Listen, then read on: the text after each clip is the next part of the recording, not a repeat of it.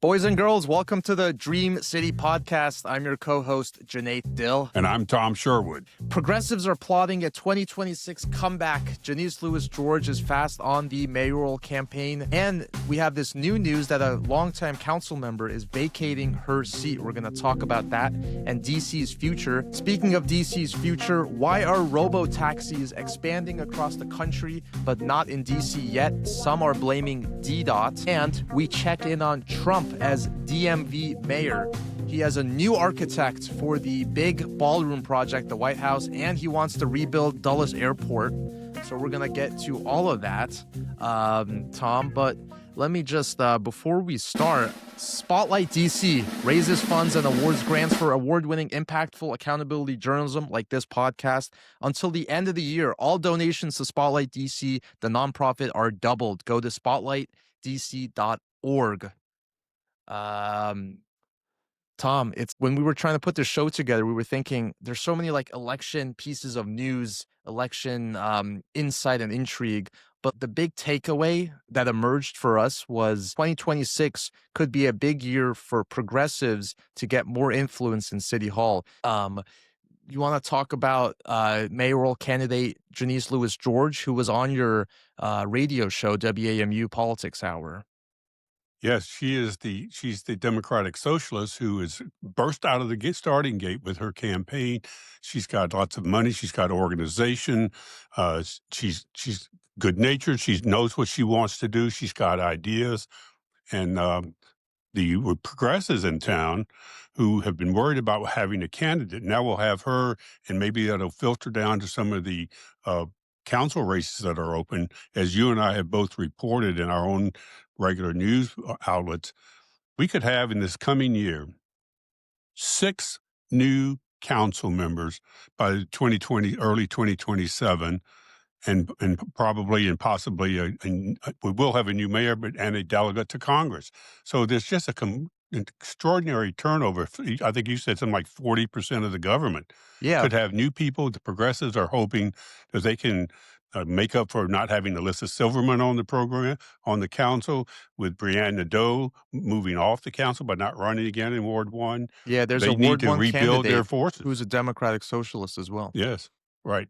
They need to rebuild their forces. And meanwhile, very soon, Kenyon McDuffie, the at-large council member, is he's an independent, and he's expected in early January, sometime after Christmas, to resign his council seat and run in the Democratic primary, not independent, but the Democratic primary for mayor, and that means his seat will be open. So it's just quite a bit number of changes are going on. I think the math was when you look at all the council seats that could turn over, you could have 40% of the council change in terms of you'd have like 5 or 6 new, I think it was 6 new members we counted. Yes. Like that's the most extreme scenario maybe. But so like the operating thesis could be that progressives have a 2026 comeback. So if we look at Janeese Lewis George running for mayor, like we said, I think she had a fast start out of the gate. She announced last Monday, and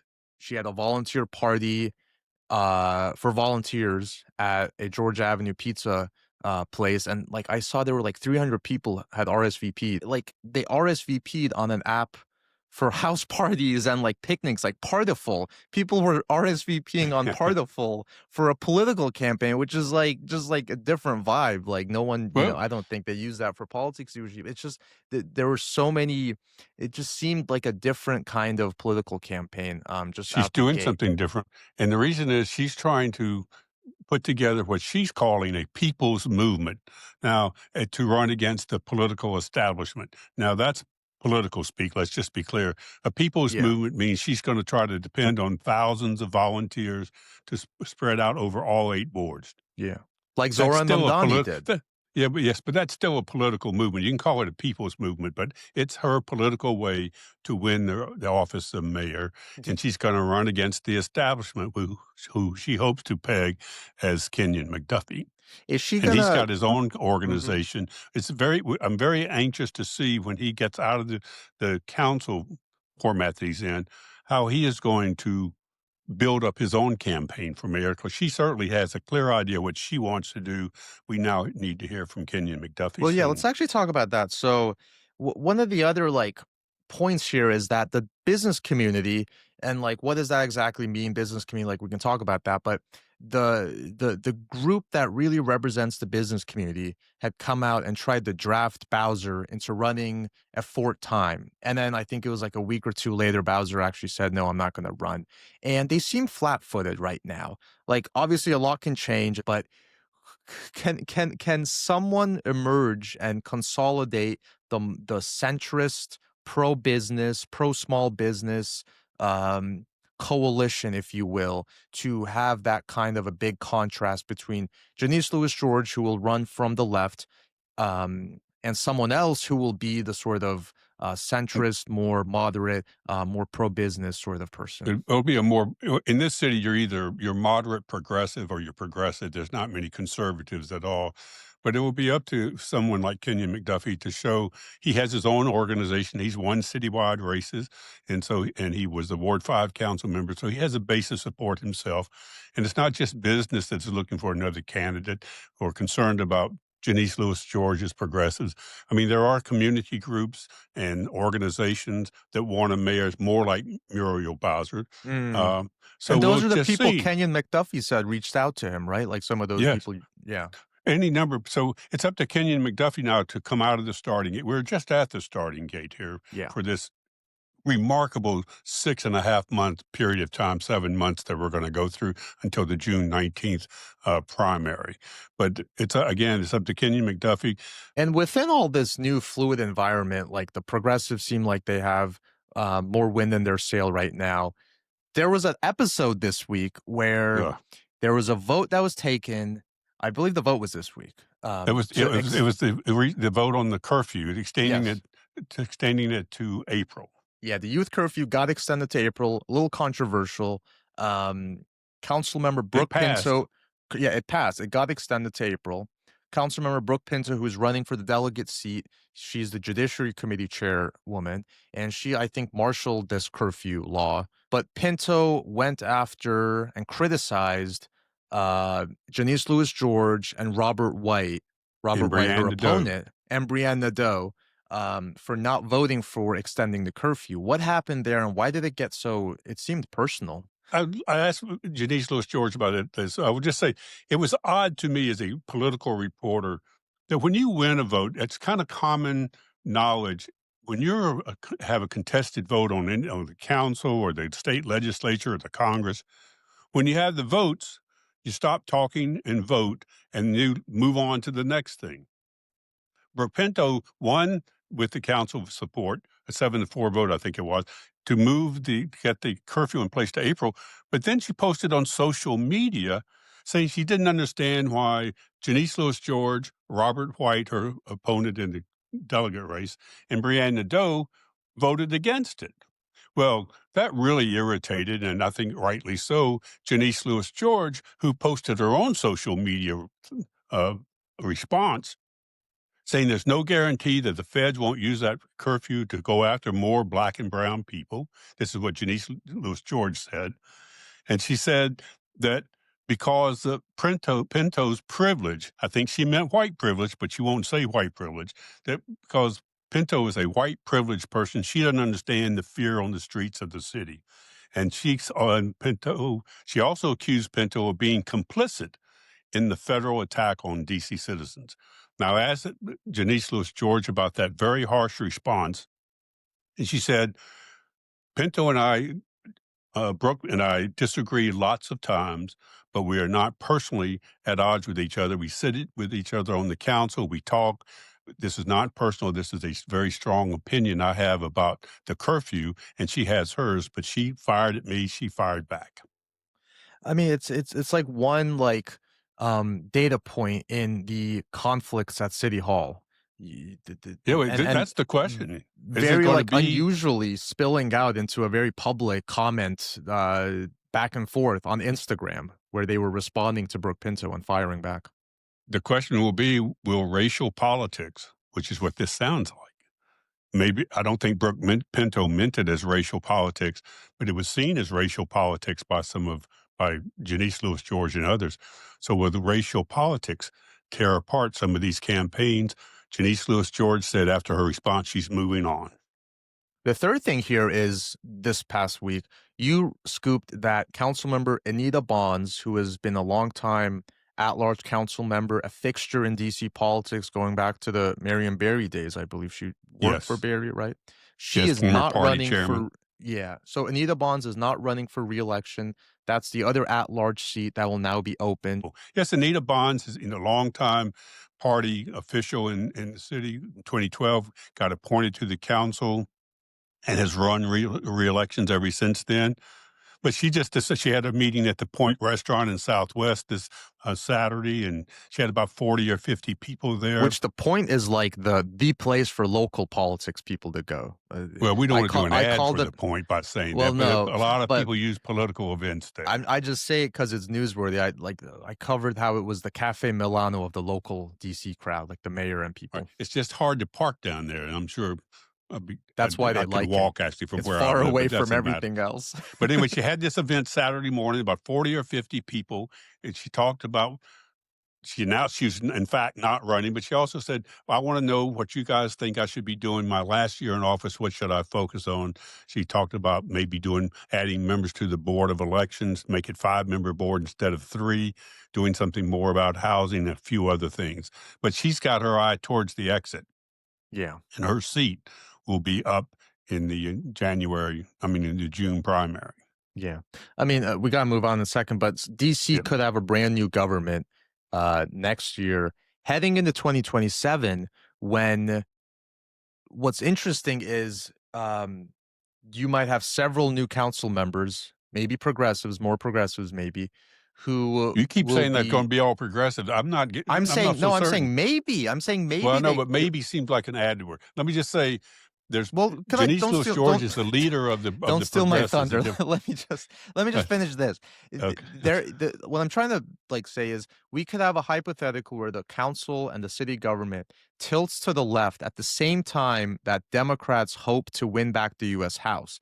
And think about how much of a different scenario that will be for the city, for progressives who want to be more who wants to fight fire with fire when it comes to the president. They might have a Democratic controlled house. That is the sort of ideal scenario, I think, for a lot of people in that part of the political spectrum. I would say that the moderate progressives in the city and the business people want the Democrats to take back the House just as much as the progressives and the progressive left want, because it's the Republicans in the House who are jump starting all these attacks on our home rule laws.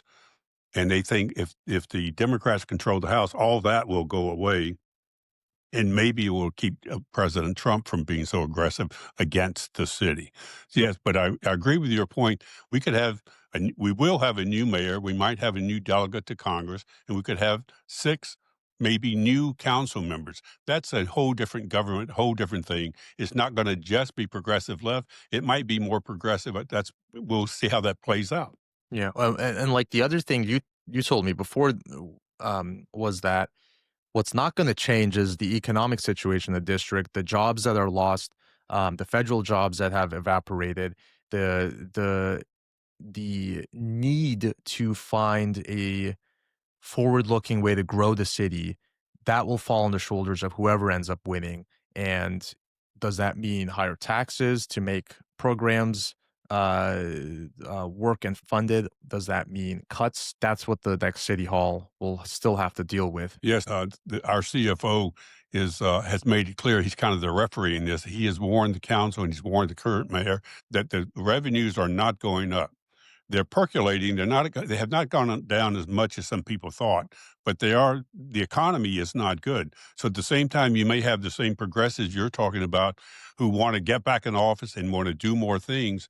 There may not be the money. Just as in Maryland, they have a huge budget problem, and so excuse me. And so a lot of things they want to do there in Maryland is going to be uh, con- controlled by the fact there is no money.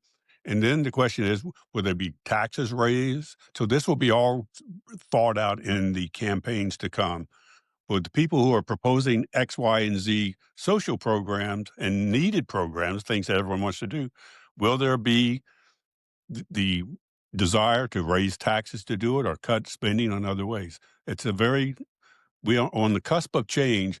I'm not certain yet how big the change is going to be. All right, well, we're going to move on. But before we go, Spotlight DC supports local investigative journalism. Right now, all donations are doubled. SpotlightDC.org. Speaking of the future, Tom, I wanted to talk about Waymo. Where are the robotaxis? So you may have heard Waymo is spreading into more U.S. cities. You already have completely autonomous robo-taxis in San Francisco and LA. You can hail a taxi like an Uber, and there's no human inside running it.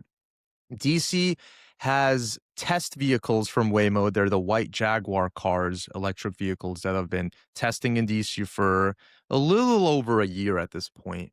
And I wanted to check in, like, when is DC gonna get them? Are we on the way? And turns out there's a bit of a delay. I reported in my Axios DC column this week that there's a bill to legalize the commercial operations of Waymo in DC.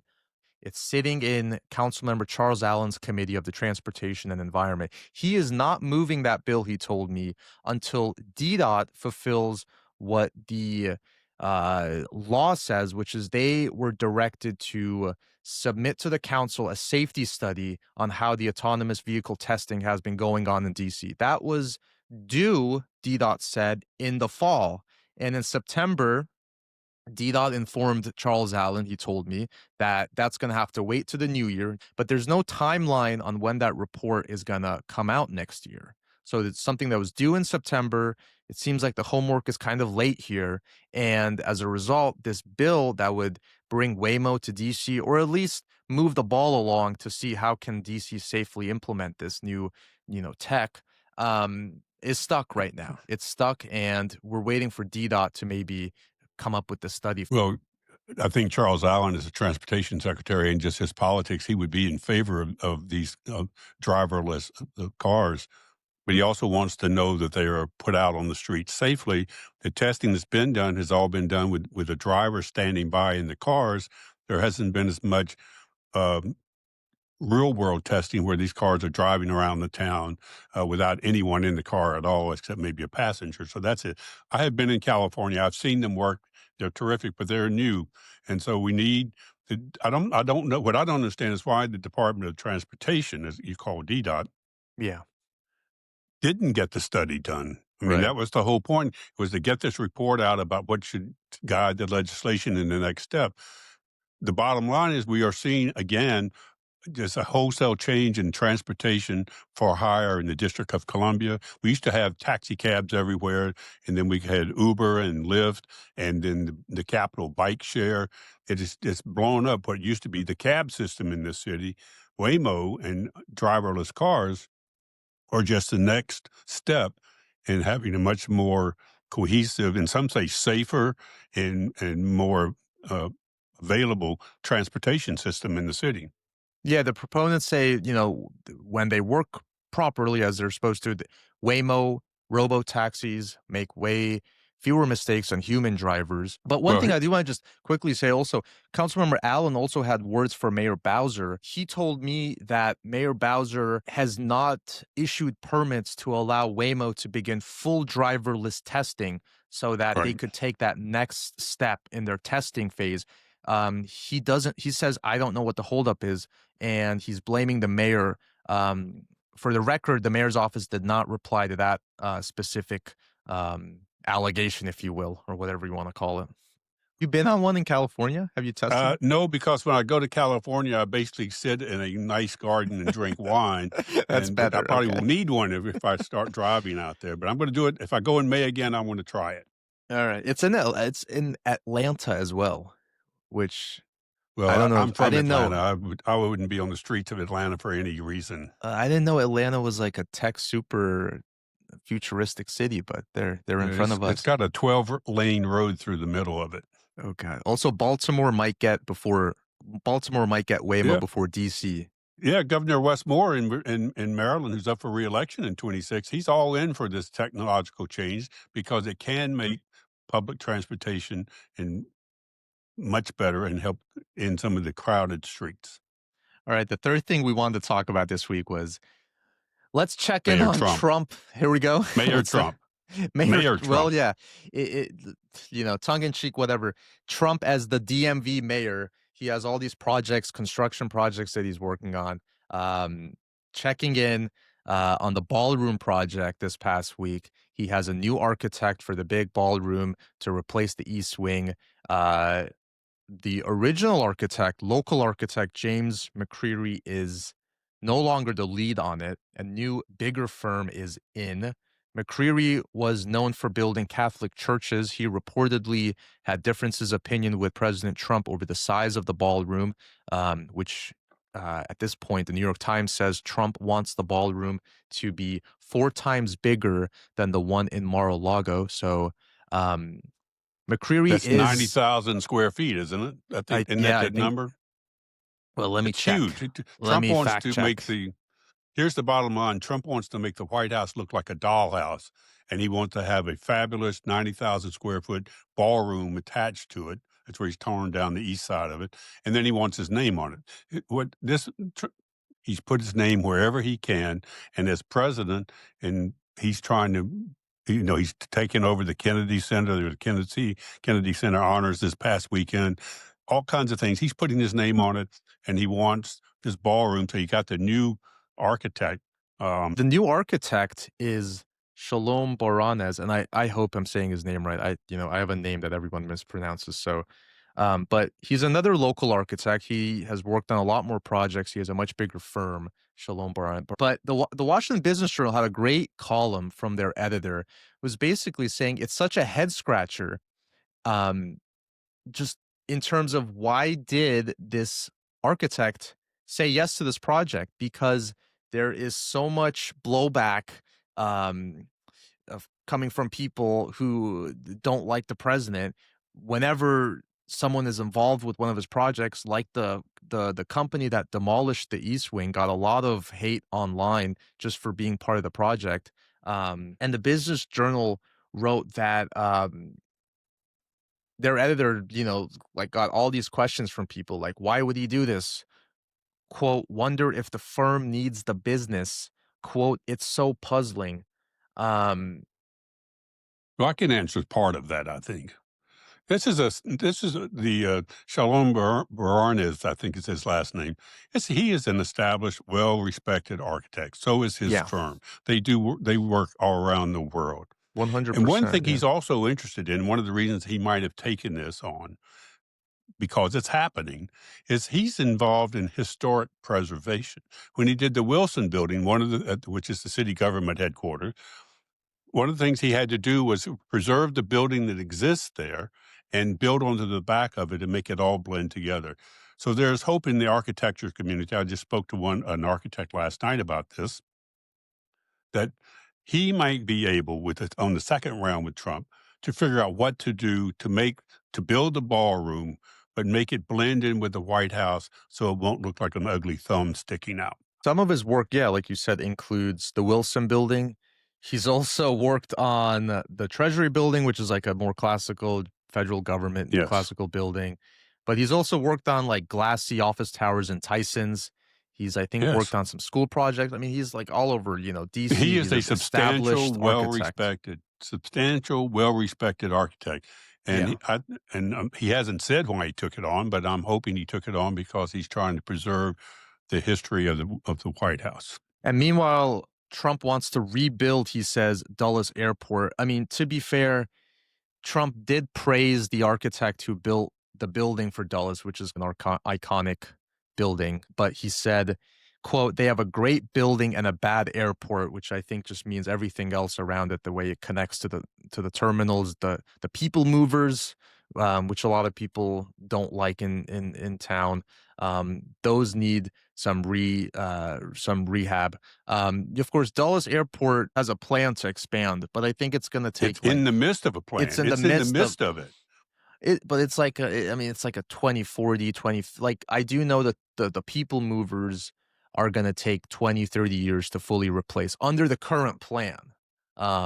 Because they don't have enough of an internal subway system to reach every terminal. The people movers are supposed to be around for another few decades, which kind of seems like, if they wanted, they could get rid of them sooner if they can really put the gas to it. Well, there is in place a plan spending billions of dollars to modernize the interior of the airport, not change its architectural dynamics and the runways there and how you get people from the tech counter to the planes. That's all true.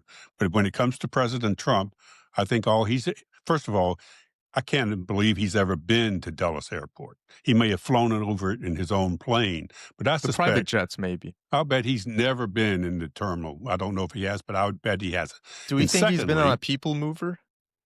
I don't think he's We been on don't a think people so. mover. I think that would be news. But here's what I think he wants to do. He wants to put his stamp on the billions of dollars being spent at Dulles, and maybe he'll pick the architects and the contractors to do it. He wants his hands on things. He's trying to build throughout the Washington metropolitan area.